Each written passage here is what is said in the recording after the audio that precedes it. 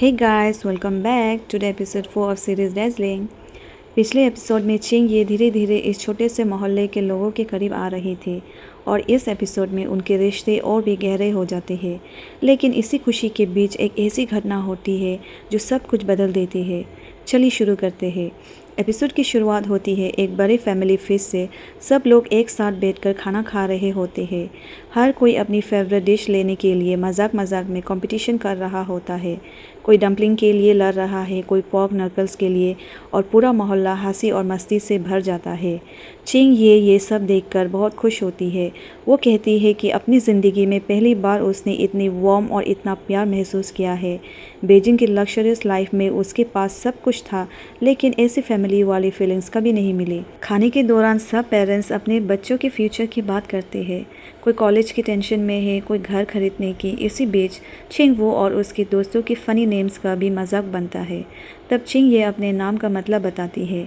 वो कहती है कि उसकी माँ ने उसका नाम इस उम्मीद से रखा था कि वो हमेशा अच्छी सोच रखे और सही रास्ते पर चले।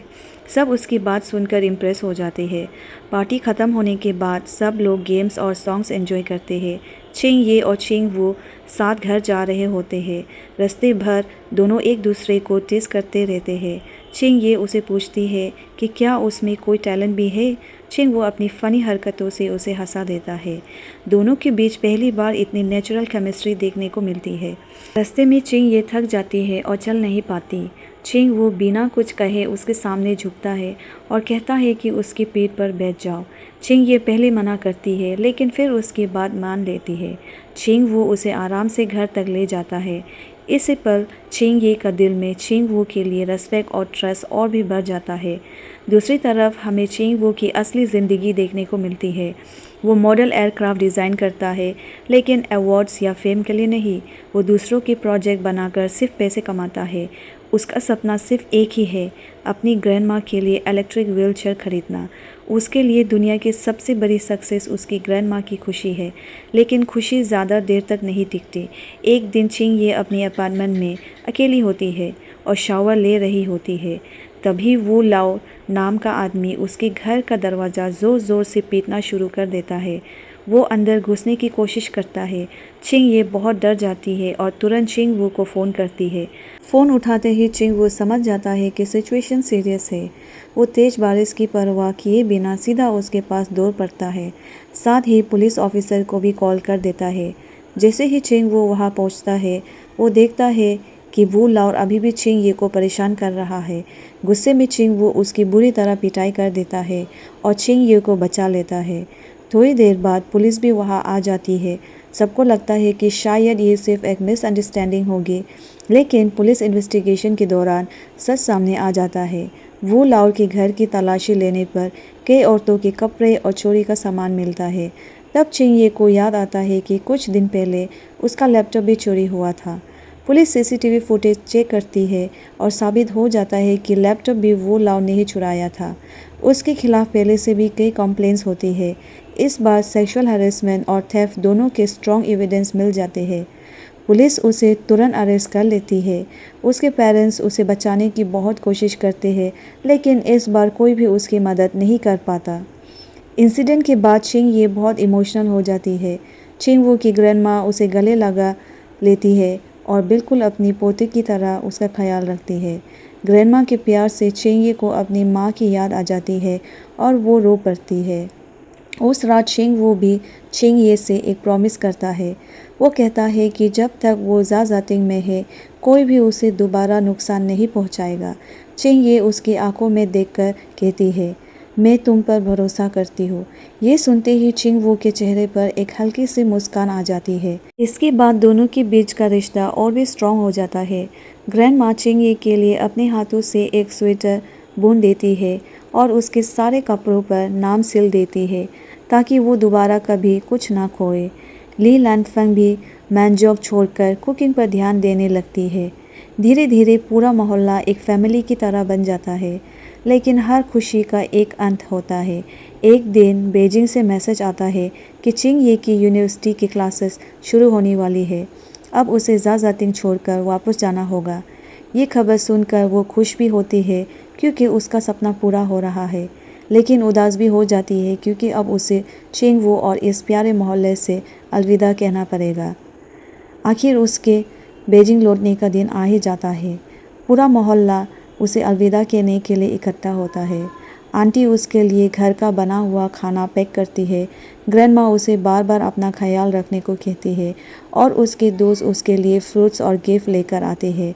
सबके चेहरे पर मुस्कान होती है लेकिन दिल में उदासी भी होती है।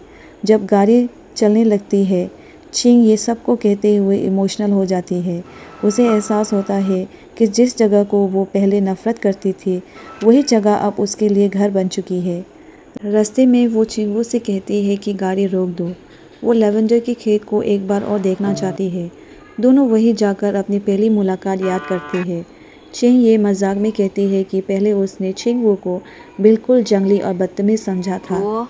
चिंग वो भी हंसकर उसकी बात मान लेता है। चिंग ये उसे कहती है कि चलो एक फ़ोटो लेते हैं ताकि ये याद हमेशा रहे। चिंग वो नॉर्मली फ़ोटोज़ खिंचवाना पसंद नहीं करता लेकिन इस बार वो मना नहीं करता। दोनों साथ में एक फ़ोटो लेते हैं। फिर चिंग ये उसे एक हक मांगती है। चिंग वो थोड़ा ऑकवर्ड फील करता है लेकिन उसकी आंखों में भी अलविदा का दर्द साफ नज़र आता है। चिंग ये खुशी खुशी बीजिंग पहुंचती है। उसे लगता है कि अब उसकी पुरानी ज़िंदगी वापस शुरू हो जाएगी, लेकिन उसका सपना उसी दिन टूट जाता है। यूनिवर्सिटी ऑफिस में उसे बताया जाता है कि किसी ने उसके फैमिली बैकग्राउंड की कंप्लेंट की है क्योंकि उसके फादर फाइनेंशियल इन्वेस्टिगेशन में फंसे हुए हैं और उनकी प्रॉपर्टी फ्रीज हो चुकी है। यूनिवर्सिटी उसका एडमिशन कैंसिल कर देती है। सिर्फ एडमिशन ही नहीं बल्कि अगले 5 साल तक वो दोबारा अप्लाई भी नहीं कर सकती। ये सुनकर चिंग की दुनिया एक बार फिर बिखर जाती है। इसके बाद वो अपने पुराने दोस्त रियो हांग और हे ले लिंग से मिलने जाती है, लेकिन यहाँ भी उसे एक और धोखा मिलता है। हे ले लिंग खुद मान लेती है कि यूनिवर्सिटी में कंप्लेंट उसने की थी। वो चिंग ये से जलती थी क्योंकि रियो हांग हमेशा चिंग ये को पसंद करता था। दोस्त के नाम पर उसने सिर्फ दिखावा किया था। चिंग ये बिना कुछ कहे वहाँ से चली जाती है। उसके पास ना घर बचा है, ना दोस्ती और ना ही फ्यूचर का कोई प्लान। रियो हांग उसे अपने घर ले जाता है लेकिन उसकी माँ भी चिंग ये को अपने घर में रखना नहीं चाहती। उन्हें डर होता है कि चिंग ये के फैमिली स्कैंडल की वजह से उनकी रेपुटेशन ख़राब हो जाएगी। चिंग ये उनकी बात सुन लेती है और बिना किसी को बताए वहाँ से भी चली जाती है। अब वो बारिश में अकेली सड़क पर चल रही होती है। ना उसके पास घर है और ना ही कोई सहारा। तभी अचानक उसके सामने चिंग वो आ जाता है। चिंग ये हैरान रह जाती है और पूछती है कि वो बीजिंग कैसे पहुंच गया। चिंग वो मुस्कुराकर कहता है कि उनके कॉन्ट्रैक्ट का आखिरी दिन अभी ख़त्म नहीं हुआ था, इसीलिए वो अपना प्रॉमिस निभाने आया है। वो चिंग ये को अकेला छोड़ने के लिए तैयार ही नहीं था। दोनों चिंग ये के पुराने घर जाते हैं। घर बिल्कुल सुनसान होता है और उसकी माँ के पौधे भी सूख चुके होते हैं, लेकिन एक छोटा सा वेलविशिया प्लांट अभी भी ज़िंदा होता है। चिंग वो कहता है कि ये पौधा डेजर्ट में भी ज़िंदा रह सकता है, बिल्कुल चिंग ये की तरह, जो कितनी भी मुश्किलें आए हार नहीं मानती। घर के अंदर दोनों बच्चों की तरह आइसक्रीम खाते हैं, पुरानी सेविंग्स का गुल्लक तोड़ते हैं और पुरानी यादों को जीते हैं। पहली बार इतनी बड़ी मुसीबत के बीच भी चिंग ये दिल से मुस्कुराती है। उसके बाद चिंग ये अपनी माँ की कब्र पर जाकर रो पड़ती है। वो कहती है कि उसकी ज़िंदगी पूरी तरह टूट चुकी है, लेकिन चिंग वो चुपचाप उसके पास खड़ा रहता है। वो कहता है कि शायद वो सिर्फ उसकी कज़न की वजह से नहीं बल्कि अपनी खुशी से उसके पास आया है।